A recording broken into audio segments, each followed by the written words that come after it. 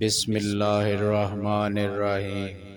صحیح بخاری حدیث نمبر 46، 47، 48، 49 اور 50۔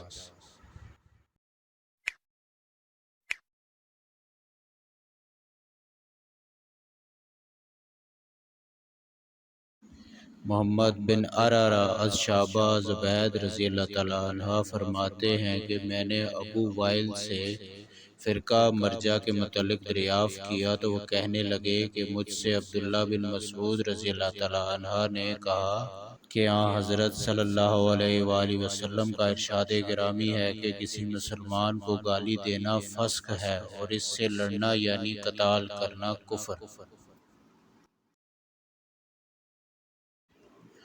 عبادہ بن صامت رضی اللہ تعالیٰ عنہ راوی ہیں کہ رسول اللہ صلی اللہ علیہ وآلہ وسلم اپنے حجرہ سے باہر تشریف لائے تاکہ شب قدر کی خبر دیں۔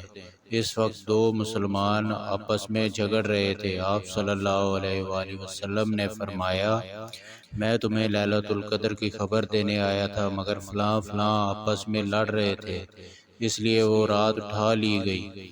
شاید اس میں تمہاری بہتری ہو، لہٰذا آپ شب قدر کو 27ویں، 29ویں اور 25ویں تاریخ رمضان میں تلاش کرو۔ ابو ہریرہ رضی اللہ تعالیٰ عنہ راوی ہیں کہ نبی صلی اللہ علیہ وآلہ وسلم باہر اصحاب کرام کی مجلس میں رونق افروز تھے کہ ایک شخص آیا، اس نے سوال کیا، ایمان کیا ہے؟ آپ صلی اللہ علیہ وآلہ وسلم نے فرمایا، اللہ تعالیٰ اس کے فرشتوں، خدا سے ملنے، خدا کے پیغمبروں اور مرنے کے بعد دوبارہ زندہ ہونے کا یقین رکھنا۔ اس نے پوچھا، اسلام کس چیز کا نام ہے؟ آپ نے فرمایا، خدا کی عبادت کرنا، شرک نہ کرنا، نماز ادا کرنا، فرض زکوٰۃ ادا کرنا، رمضان میں روزے رکھنا۔ اس نے دریافت کیا، احسان کیا چیز ہے؟ آپ صلی اللہ علیہ وآلہ وسلم نے فرمایا کہ اللہ کی اس طرح عبادت کرنا گویا تو اسے دیکھ رہا ہے۔ اگر یہ کیفیت پیدا کرنا مشکل ہو تو کم از کم یہ تصور پختہ ہو کہ وہ تجھے دیکھ رہا ہے۔ پھر اس نے سوال کیا، قیامت کب آئے گی؟ آپ نے فرمایا، جس سے سوال کیا جا رہا ہے وہ سائل سے زیادہ نہیں جانتا۔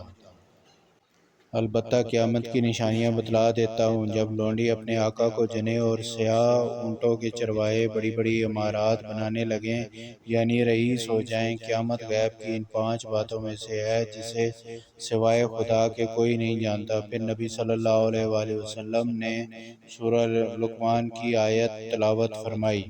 اس تمام گفتگو کے بعد وہ شخص واپس گیا۔ آپ صلی اللہ علیہ وآلہ وسلم نے فرمایا، اسے دوبارہ میرے پاس لاؤ۔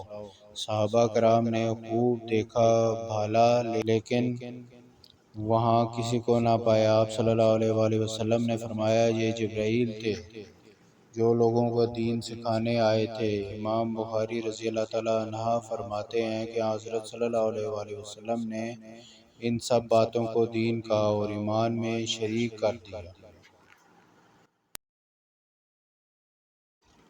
عبداللہ بن عباس رضی اللہ تعالیٰ عنہ راوی ہیں کہ ابو سفیان بن حرب نے مجھے بتایا کہ ہرقل نے جب بزمانہ کفر حضرت ابو سفیان شام گئے تھے، میری گفتگو سننے کے بعد کہا، ابو سفیان، میں نے تجھ سے اس مدعی نبوت کے متعلق دریافت کیا ہے، آیا اس کے پیروکار بڑھ رہے ہیں یا گھٹ رہے ہیں؟ تو نے کہا، وہ بڑھ رہے ہیں۔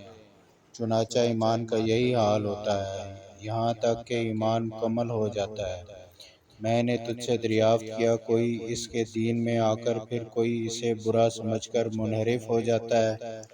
تو نے کہا، نہیں، واقعی ایمان کی یہی حقیقت ہوتی ہے، جب وہ دلوں کی گہرائیوں میں اتر جاتا ہے تو مومن اپنے دین سے منحرف نہیں ہو سکتا اور دین و ایمان کو برا نہیں سمجھ سکتا۔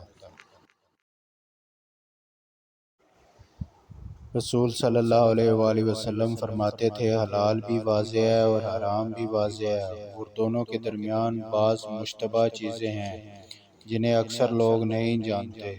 جو شخص مشتبہ باتوں سے بچے گا وہ اپنے دین و عزت کو بچائے گا۔ مشکوک اور مشتبہ چیزوں سے پرہیز نہ کرنے والے کی مثال ایسی ہے جیسے کوئی چرواہا شاہی چراگاہ کے قریب ریوڑ چرا رہا ہو اور چراگاہ کے اندر داخل ہونے کا اندیشہ ہو۔ تمہیں معلوم ہونا چاہیے کہ ہر ایک بادشاہ کی ایک خاص چراگاہ ہوتی ہے، اور اس کرۂ زمین پر خدا کی چراگاہ اس کے حرام کردہ کام ہے۔ معلوم ہونا چاہیے جسم کا ایک لوتھڑا ایسا ہے کہ اگر وہ درست رہے تو پورا بدن درست رہتا ہے، اور اگر وہ بگڑ جائے تو سارا بدن بگڑ جاتا ہے۔ غور سے سن لو کہ وہ لوتھڑا دل ہے۔